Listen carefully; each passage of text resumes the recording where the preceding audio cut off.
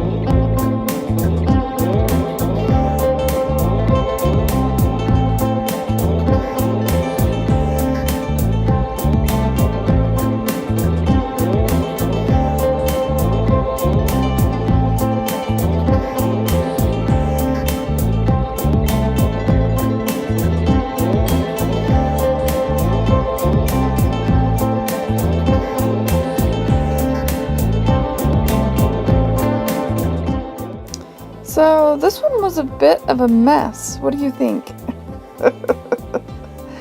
Anyway, I hope you've been liking the Acrylicapril videos. Don't forget to check the links in the description box below. I'll link Cinnamon Cooney's YouTube channel. She's the originator of the Acrylicapril. And let me know if you've been liking these videos. If you like this one, give it a thumbs up.